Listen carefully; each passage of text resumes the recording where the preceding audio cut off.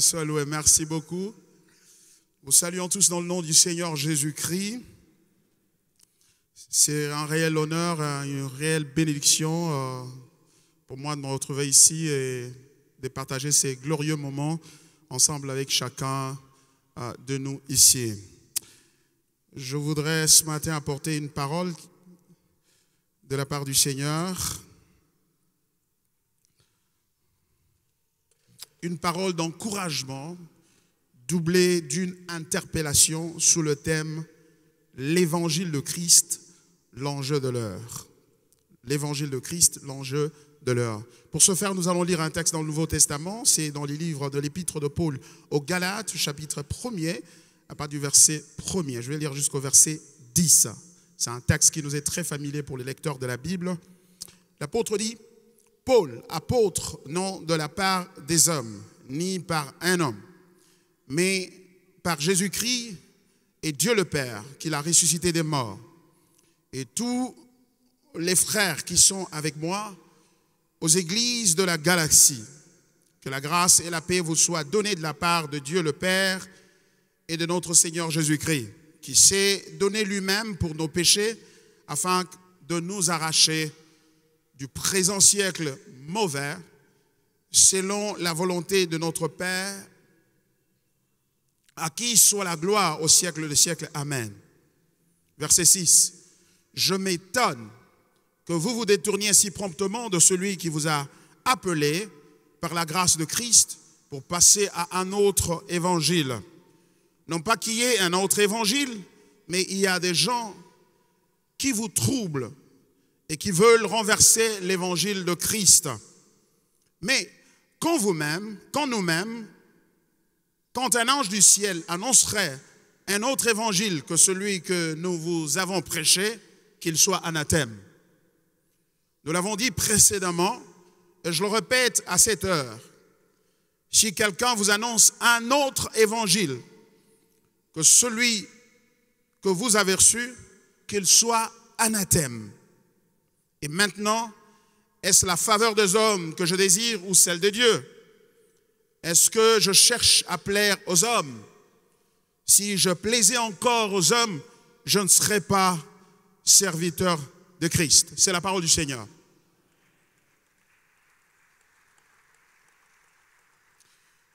Vous avez tout de suite reconnu la solennité et l'interpellation des propos de l'apôtre Paul adressés aux églises en Galatie, devant une situation généralisée d'apostasie par rapport à l'évangile. Le croyant avait abandonné l'évangile pour se livrer à un pseudo-évangile, en fait une distorsion de l'évangile de Christ, causée par un enseignement motivé par la chair, par des préoccupations centrées sur une vision du monde qui était en contradiction avec la vision de Dieu. Remarquez qu'il ne s'agissait pas d'un type d'enseignement invitant les croyants à verser dans l'immoralité. Non. Ici, nous ne sommes pas dans l'église de Corinthe, où l'immoralité prévalait au point qu'un membre de l'église couchait avec la femme de son père. À Corinthe, où il y avait une telle arrogance dans l'exercice des dons spirituels. Mais ici, nous sommes en Galatie, en présence d'une situation de contamination de l'évangile, de la perversion de l'évangile par un message propagé par ceux-là qu'on a appelés les judaïsants, qui enseignaient que la foi en Christ n'était pas suffisante. Encore fallait-il qu'ils ajoutent, c'est-à-dire les croyants, à leur foi, l'observance de la loi de Moïse. Notamment, le mâle devait être circoncis, le sabbat devait être observé scrupuleusement et il devait s'abstenir d'un certain type d'aliments conformément à la loi juive. En d'autres termes, pour ces judaïsants, c'est-à-dire des personnes qui autrefois étaient dans le judaïsme et qui maintenant avaient cru au Seigneur Jésus-Christ, pour eux, la foi en Christ était traitée juste comme le ABC de la vie chrétienne. Après avoir franchi cette étape, le chrétien, selon eux, devait s'engager à observer la loi de Moïse, car c'est en l'observant que l'on améliore son salut ou son statut devant Dieu. Et Paul ne l'entendait pas de cette oreille-là, car, comme vous pouvez l'observer dans le ton de ses propos, il était outragé par cette déviation qui pourtant n'amenait ni l'impudicité, ni la cupidité, et encore moins la division parmi le peuple de Dieu, comme ce fut le cas dans l'église de Corinthe. Il va les reprendre en des termes très acerbes, je voulais dire très durs, jusqu'à leur demander rhétoriquement, qui vous a ensorcelé? Il dit, je m'étonne de ce que vous avez abandonné promptement celui qui vous a appelé à la grâce de Christ pour vous tourner vers un autre évangile. Non pas qu'il y ait un autre évangile, mais parmi vous, il y a des gens qui vous troublent. Et là, il fait allusion à ces judaïsants qui apportaient une doctrine supplémentaire à la doctrine de la grâce. Car, selon eux, cette doctrine de la grâce, du salut en Jésus-Christ, souffrait d'une insuffisance qui devait être palliée par l'observance de la loi dite de Moïse. Remarquez aussi que Paul ne dit pas que je m'étonne que vous ayez promptement abandonné l'évangile. Mais il dit, je m'étonne de ce que vous avez promptement abandonné celui qui vous a appelé à la grâce. L'évangile donc n'est pas d'abord un enseignement ou une doctrine. C'est une personne qui nous a invités à lui-même. L'évangile, c'est Dieu. L'évangile, c'est Christ. L'évangile n'est pas un appel à observer un bloc d'enseignement ou une orthodoxie doctrinale à laquelle il faut se conformer afin d'obtenir un bénéfice quelconque qu'on appellerait le salut. Non, c'est une personne qui nous sauve et qui nous unit à lui-même. C'est pourquoi il a dit à Jean, dans le livre d'Apocalypse, de dire à l'église d'Éphèse, je connais tes œuvres et même ton orthodoxie doctrinale. Je paraphrase. Mais ce que j'ai contre toi, c'est que tu as abandonné ton premier amour. Il s'agit d'une personne qu'on aime et non pas une doctrine. D'abord, c'est de cette union d'amour qu'émergent les actes de Dieu révélés dans l'histoire qui constituent l'évangile. C'est-à-dire la communion ou l'union avec Dieu en Christ est la source du salut et l'évangile par essence. Car c'est de cette union-là qu'émergent les actes que Dieu a posés dans l'histoire, que nous identifions comme étant l'évangile. C'est-à-dire, c'est une histoire d'amour, un récit historique, une métanarrative qui commence dans l'éternité du passé, où il nous a choisis unilatéralement et se dévoiler dans ce monde par la crucifixion et la résurrection de Christ. Et cette histoire, donc ce récit, cette métanarrative, cette histoire d'amour avec Dieu se terminera par un regroupement familial au ciel dans l'éternité du futur. Alléluia. Ces actes donc de Dieu dans l'histoire sont inséparables de lui et ont pour objectif la révélation de son cœur généreux. Je voulais dire sa grâce incommensurable. Ça veut dire que les actes que Dieu pose dans l'histoire, notamment l'incarnation, la vie de Christ, sa mort, sa résurrection et son ascension ont pour but de refléter ce que Dieu est. Il est un Dieu d'amour. Puisque ces actes viennent de lui et donc de sa vision du monde, car il a dit que ses pensées sont différentes de nôtres, c'est aussi lui qui détermine comment il faut y répondre. C'est par la foi seule. Parce que celui qui a conçu ce plan du salut, parce que celui qui l'a orchestré, car celui qui l'a exécuté en Christ et par Christ, il ne nous a pas laissé la latitude, voulais-je dire, d'y répondre comme chacun l'entendrait. Il a aussi défini comment chacun devra répondre à ces actes d'amour, à cet évangile. Et le texte biblique nous dit, c'est par la foi. C'est pourquoi Éphésiens chapitre 2, versets 8 à 9 dit, c'est par la grâce que vous êtes sauvés au moyen de la foi. Ce n'est point par les œuvres, afin que personne ne se glorifie. Car nous avons été créés en Jésus-Christ pour de bonnes œuvres que Dieu a préparées d'avance afin que nous les pratiquions. Voyez-vous, la réponse à l'évangile, c'est la foi. Pourquoi la foi? C'est la foi seule, voulais-je dire. C'est la foi seule. Pourquoi la foi seule? Parce que tout ce qui devait être fait pour que ce salut devienne réalité a été accompli totalement par Christ, si bien que son œuvre est complète, son œuvre est suffisante et ne peut souffrir d'aucune insuffisance ou d'une interprétation contraire. Alors, la part de l'homme, c'est de répondre par la foi et croire en cet évangile. Dans l'Ancien Testament, il leur avait demandé d'observer les lois pour révéler leur nouvelle identité comme peuple de Dieu.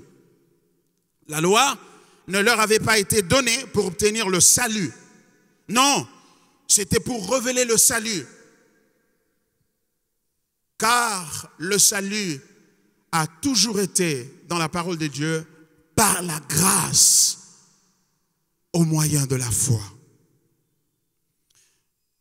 Malheureusement, les Israélites n'avaient pas obéi à la loi de Dieu à cause de la corruption de leur cœur, de la dureté de leur cœur, à cause de la dépravation de leur cœur. C'est pourquoi, dans le Nouveau Testament, nous recevons une bonne nouvelle. Dans le Nouveau Testament, Dieu envoie Christ comme le nouveau cœur dont nous avons besoin et dans lequel il y a tous les actes de justice de Dieu de telle sorte que avoir Christ, c'est avoir l'approbation divine, entendez, la justification et la sanctification que nous devons manifester et non une sanctification dont nous sommes désormais dispensés. Ce que je veux dire, c'est que en Christ, Dieu a placé les actes de justice qu'il nous demandait de poser en réponse à son amour, en réponse à son appel. L'incapacité que les Israélites ont démontrée à répondre à cet amour de Dieu, Dieu va pallier à cela, Dieu va remédier à cela en nous substituant à son Fils de telle sorte que les actes que son Fils a posés sont des actes que Dieu nous exige de poser. Et par conséquent, tout ce que nous avons à faire, c'est de manifester la vie de Christ en nous. C'est pourquoi l'apôtre Paul a dit que si je vis, ce n'est plus moi qui vis, mais c'est Christ qui vit en moi. En d'autres termes, l'évangile, la bonne nouvelle est bonne en ce que tout ce que Dieu nous exige se trouve disponible en Christ et ne doit pas être envisagé en dehors de lui ou additionnellement à lui. L'évangile est donc christocentrique parce que tout ce que Dieu nous exige se trouve disponible en Christ.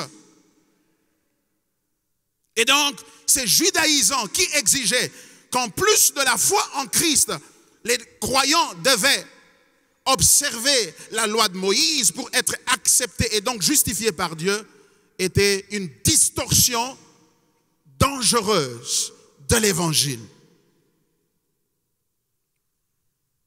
L'évangile est centré sur Christ. Ça veut dire, quand nous disons que l'évangile est christocentrique, cela veut dire que Christ est suffisant pour le salut. Et le salut ici n'est pas le commencement de la vie chrétienne, c'est la vie chrétienne. Il n'y a pas autre chose. Oui, la Bible dit vrai. Si quelqu'un est en Christ, il est une nouvelle créature. Les choses anciennes sont passées et toutes choses sont devenues nouvelles. 2 Corinthiens chapitre 5 verset 17. Malheureusement, aujourd'hui, nous sommes encore tombés dans l'apostasie de la Galatie.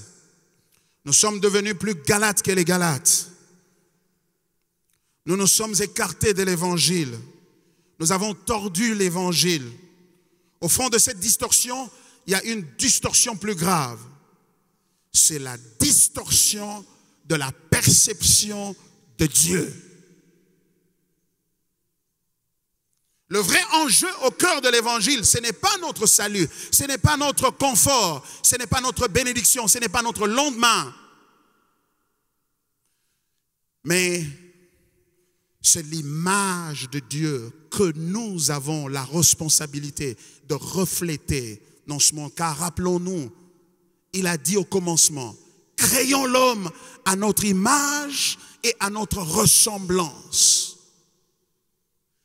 Ça veut donc dire que chaque fois que nous exhibons au nom de Jésus un comportement, une attitude qui est contraire au caractère de Dieu que nous sommes censés refléter, nous sommes en train de renier l'évangile, non pas seulement dans son articulation, c'est-à-dire dans sa présentation doctrinale, mais nous faisons quelque chose de grave, c'est que nous tordons la gloire de Dieu et l'image de Dieu.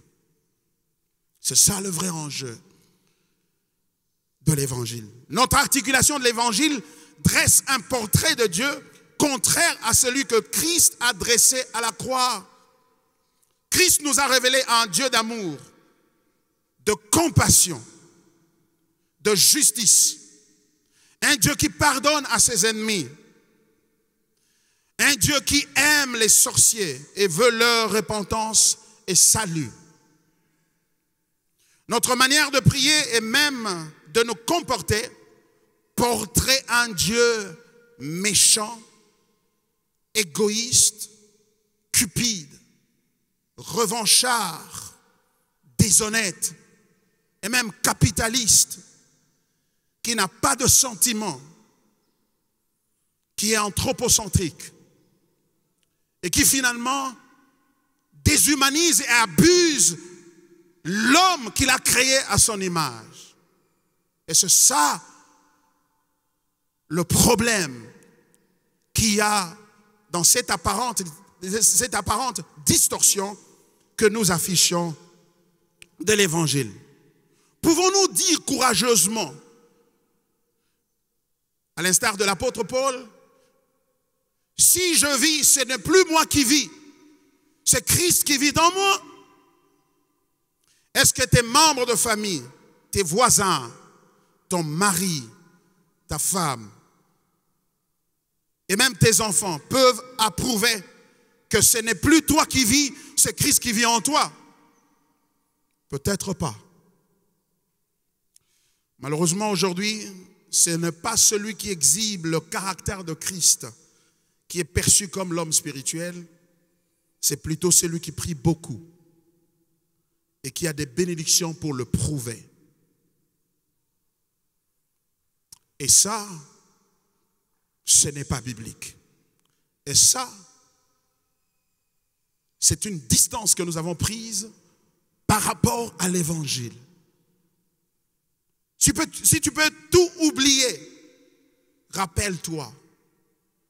L'évangile consiste à refléter Dieu. En d'autres termes, Dieu voulait faire partie de ta famille, de ton école, de ton quartier. Il s'est rendu compte que s'il venait lui-même, personne ne pourra tolérer sa présence. Alors il s'est décidé de venir par toi.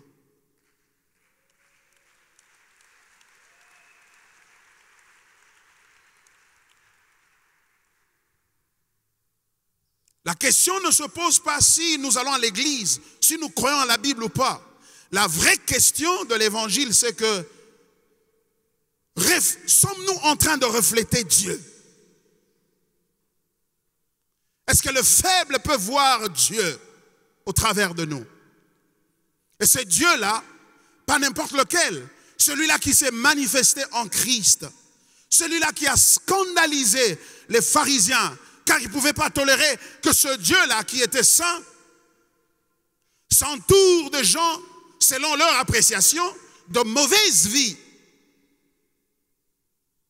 Des gens qui étaient des corrompus, des collecteurs d'impôts, des prostituées, toutes ces personnes à la mauvaise vie qui étaient venues s'attrouper autour de lui, car ils avaient perçu en lui un Dieu aimant et plein de compassion. Ces pharisiens qui s'accrochaient à leur doctrine, qui s'accrochaient à leur credo, mais qui ne ressemblaient pas à ces dieux-là qu'ils étaient censés refléter dans leur vie, dans leur caractère et dans leur rapport avec les autres. Bien-aimés dans le Seigneur, l'enjeu de l'heure, c'est l'enjeu de l'évangile. Et au fond de cet enjeu, il y a le caractère de Dieu. Et s'il est vrai que tu étais pécheur hier et qu'il t'a rencontré, il t'a pardonné tes péchés et tu peux chanter pour lui et il t'a fait du bien, pourquoi ne ferais-tu pas la même chose vis-à-vis des autres? Pourquoi les péchés des autres seraient une raison pour les incriminer, pour les rejeter, pour les condamner? Pourquoi ne montrerais-tu pas la grâce que tu as reçue?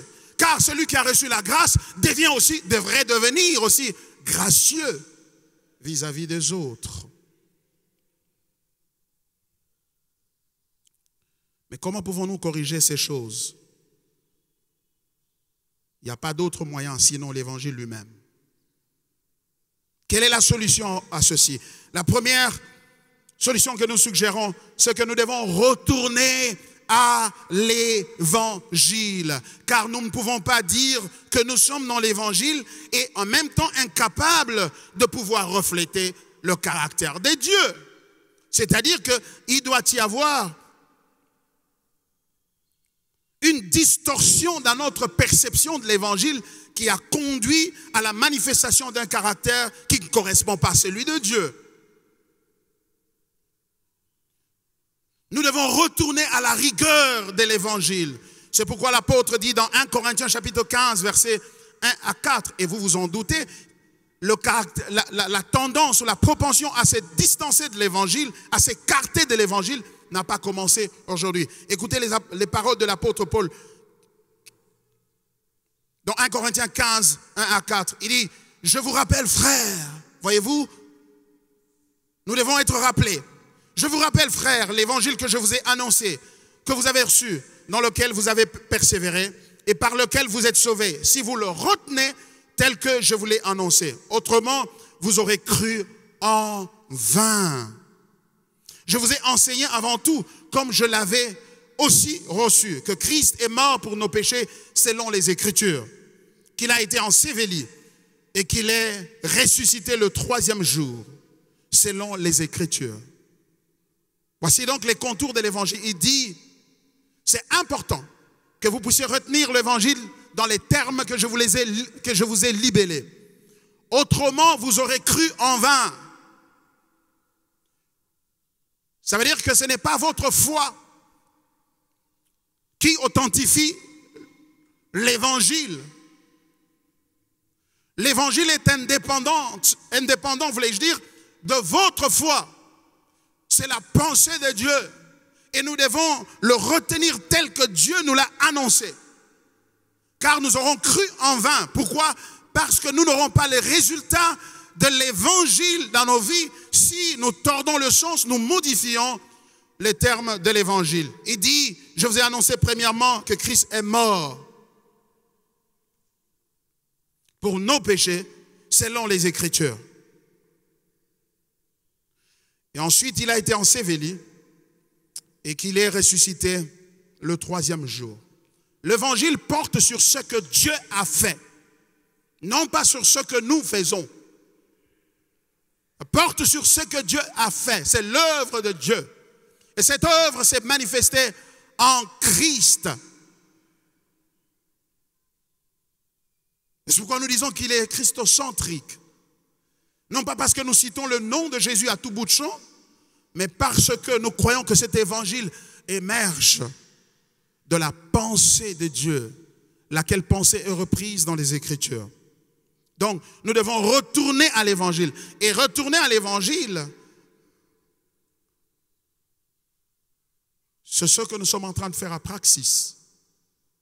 Nous voulons rappeler l'Église à l'évangile. Praxis prend une approche curative à la crise à laquelle on est confronté.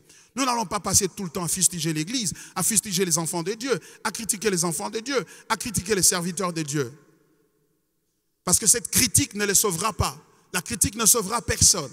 Il est vrai que nous devons reconnaître le mal que nous avons fait, mais nous devons aller au-delà de cela. Nous devons proposer les voies et moyens, et nous n'avons pas d'autre voie sinon l'évangile de Christ. Et c'est ce que nous enseignons dans Praxis. Et quand nous disons praxis, praxis veut dire pratique. Nous voulons une théologie, une compréhension de Dieu qui nous conduise à la pratique de la volonté de Dieu. Pas une théologie, comme Papa Raoul l'a toujours dit, désincarnée, mais une théologie qui s'incarne dans la réalité de tous les jours. Ton mari, ton épouse, tes parents, tes enfants, tes frères, tes voisins, co-ouvriers et tous ceux qui vous entourent peuvent voir de façon pratique que Christ vit en toi. Car comment pouvons-nous en comprendre autrement lorsque nous avons des églises à tout bout de champ? À chaque coin de rue, nous avons une église. Ce n'est même plus à chaque coin de rue. Sur chaque rue, il y a une multitude d'églises. Comment se fait-il qu'il en résulte une dégradation dans la qualité de la vie de notre nation, de notre peuple? Comment expliquer cela? Non, il y a quelque chose qui ne marche pas. L'évangile a été remplacé par autre chose. L'évangile a été tordu parce que on ne peut pas avoir la lumière ou une lampe dans sa main et être dans les ténèbres au même moment. C'est impossible. Soit ce que vous avez n'est pas lumière, ou les ténèbres ne sont pas ténèbres. Parce que là où il y a la lumière, les ténèbres disparaissent. Comment se fait-il que nous prions si intensement, mais la qualité de nos vies est en train de se dégrader sur le plan social, sur le plan relationnel, sur le plan économique, sur le plan politique? Le problème se trouve dans notre évangile. Il a été mal articulé. Je vais vous lire les paroles de l'apôtre Paul dans 2 Timothée chapitre 1, versets 8 à 12. Ces paroles m'ont touché.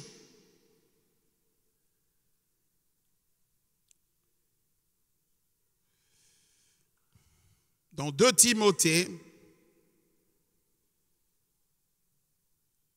chapitre 1, 8 à 12. N'ayez donc point honte du témoignage à rendre à notre Seigneur, ni de moi son prisonnier, mais souffre avec moi pour l'évangile. Par la puissance de Dieu qui nous a sauvés et nous a adressé une sainte vocation, non à cause de nos œuvres, mais selon son propre dessein et selon la grâce qui nous a été donnée en Jésus-Christ avant le temps éternel, et qui a été manifestée maintenant par l'apparition de notre Sauveur, Jésus-Christ, qui a détruit la mort et a mis en évidence la vie et l'immortalité par l'évangile. C'est pour cet évangile que j'ai été établi prédicateur et apôtre, chargé d'instruire les païens. Et c'est à cause de cela que je souffre ces choses. Mais j'en ai point honte, car je sais en qui j'ai cru. Et je suis persuadé qu'il a la puissance de garder mon dépôt jusqu'à ce jour-là. Voilà ce qu'il dit à son fils dans la foi, Timothée. Il n'est pas honte de l'évangile. Peut-être pour nous, dans notre culture aujourd'hui, c'est quand même assez difficile de percevoir, de comprendre comment est-ce qu'on peut avoir honte de l'évangile.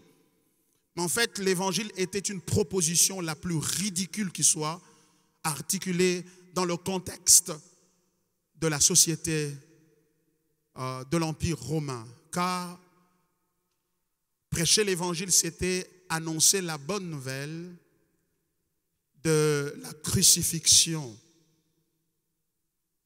Et la crucifixion dans l'Empire romain n'était réservée qu'aux rebelles, aux récalcitrants, aux gens qui se révoltaient contre l'autorité établie, aux esclaves qui se rebellaient contre leur maître. Et la crucifixion n'avait pas pour but de vous tuer. Ça avait d'abord but de vous humilier. De vous humilier. Vous déchirer. Et inspirer la peur à quiconque vous observe en train d'être crucifié, pour que personne ne vous emboîte le pas, ne soit tenté de vous copier. C'était un élément de discrédit, c'était répugnant. Personne ne pouvait, dans son imagination la plus folle, embrasser la croix. Et l'apôtre dit à Timothée, n'aie pas honte de l'évangile. L'évangile va te conduire à annoncer des choses qui sont contraires à celles que les gens croient généralement. Et ça va susciter de la persécution, ça va susciter des souffrances. Mais l'apôtre dit, souffre avec moi pour la cause de l'évangile. Jésus lui-même a dit, celui qui veut me suivre, un, qu'il renonce à lui-même, deux, qu'il se charge chaque jour de sa croix et qu'il me suive. Et ça s'oppose au vernaculaire que nous avons aujourd'hui de l'évangile, de la prospérité, de la délivrance, du combat spirituel. Non pas que la prospérité n'est pas biblique, mais Dieu n'a promis à personne de lui donner la richesse de façon obligatoire dans cette vie. Il n'a promis à personne. Mais plutôt, il a promis que lorsqu'il reviendra, la souffrance s'arrêtera, le malheur s'arrêtera, la mort s'arrêtera, toutes les souffrances s'arrêteront lorsqu'il reviendra. Mais maintenant, à cause de la prédication de l'évangile, nous allons souffrir du mépris des autres, des critiques des autres. Nous allons souffrir, même physiquement. Ce n'est pas que la délivrance n'existait pas dans la Bible, que la délivrance n'est pas une réalité spirituelle. Ce n'est pas que le combat spirituel n'existe pas. Le combat est biblique. Car nous n'avons point à combattre contre la chair et le sang, mais contre les esprits impurs, contre les esprits méchants dans les lieux célestes, les dominations, les autorités. Cependant, la manière de le combattre doit toujours être articulée autour de l'évangile. Lorsque nous sortons de l'évangile, lorsque nous ne reflétons pas le caractère de Christ dans notre façon de combattre, nous nous détournons de l'évangile et les conséquences ne peuvent être que désastreuses. C'est pourquoi les familles sont déchirées. Les gens sont... il y a la suspicion tous azimuts, tout le monde est suspect. Il n'y a pas de confiance. Pour rebâtir un pays comme le Congo, nous avons besoin de nous faire confiance, de nous rapprocher. Nous avons besoin d'un évangile qui nous rapproche. Non pas un évangile qui nous divise, non pas un évangile de suspicion tous azimuts, non pas un évangile de méfiance, mais un évangile d'amour, de pardon, de réconciliation, un évangile de compassion pour nous ramener ensemble. Car qui peut lever sa main et dire qu'il n'a jamais péché? Personne sinon Jésus-Christ, le Fils du Dieu vivant. C'est pourquoi Praxis s'inscrit dans cette logique de reformation de l'Église par le moyen de l'articulation de l'Évangile, conformément aux Écritures. La rigueur, la précision et la profondeur dans les Écritures. C'est à ce prix que nos vies changeront. Certes, nous serons combattus, certes, nous serons rejetés, mais rappelons-nous, tout ce qui lui est arrivé à la croix n'a duré que 3 jours. Le 3e jour, il est sorti du tombeau. Dieu lui a rendu justice. Dieu l'a sorti du tombeau. Il a ressuscité d'entre les morts. Oui, nous sommes prêts à cause de Christ d'accepter la crucifixion, de porter la croix, sachant que il y a un 3e jour qui arrive. Il y a un 3e jour. Notre Rédempteur se lèvera. Il se lèvera. Il te rendra justice. Il combattra pour vous. Tu n'as pas besoin d'appeler le feu sur tes ennemis. Tu n'as pas besoin de tuer les gens dans la prière. Bénissez-les, ne maudissez pas. Il y a un 3e jour. S'ils ont faim, donne-leur à manger. S'ils ont soif, donne-leur à boire. Montre-leur le caractère de Christ. Parce que c'est ce que Christ a fait à la croix. Il a dit, Père, pardonne-leur, car ils ne savent point ce qu'ils font. Je vous laisse avec une seule pensée. Au fond de l'évangile, il y a le caractère de Dieu. C'est cela qui devient un repère. C'est cela qui devient une référence pour savoir qui est spirituel, qui ne l'est pas. Ce ne sont pas des prières, ce n'est pas la théologie, ce n'est pas la Bible, ce n'est pas l'Église, ce n'est rien de tout cela. C'est le caractère de Christ en nous. Le christianisme, c'est la religion du Christ. C'est la religion du crucifié pour les impies. Amen. À tous nos lauréats, nous n'avons rien d'autre à vous donner, sinon ce message de l'Évangile. Allons-y et transformons le monde. Transformons notre pays. Il y avait 12 personnes,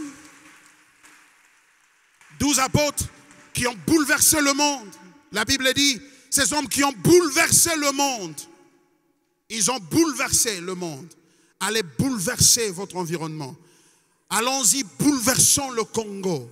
Allons-y, bouleversons Brazzaville, la République du Congo. Bouleversons l'Afrique pour la gloire de Christ. Que Dieu vous bénisse. Merci Père pour ta parole.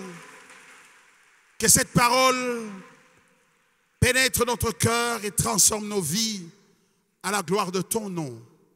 Merci. S'il y a des gens dans ce matin qui n'ont jamais cru en Christ, ce matin, vous pouvez donner votre vie à Jésus, croire en lui et vous tourner résolument vers lui. Je ne parle pas de l'expérience dans l'église, je ne parle pas de combien de temps vous avez fait à l'église ou quelle bonne église vous allez, que vous fréquentez. Je parle du caractère de Christ en toi. Aujourd'hui, tu peux prendre la décision de te tourner vers lui et dire, Seigneur, pardonne mes péchés, pardonne mes fautes. Je dis que je vais à l'église, mais mon caractère ne démontre pas cela. Et je reconnais avoir péché devant toi. Pardonne-moi. Je t'ouvre mon cœur. Viens habiter en moi. Viens briller en moi. Viens te manifester en moi. Merci Seigneur. Seigneur, merci. Merci pour la transformation de cœur et de vie ce jour. Que toute la gloire te soit rendue. Merci pour ta parole. En ton nom, nous avons ainsi prié. Amen.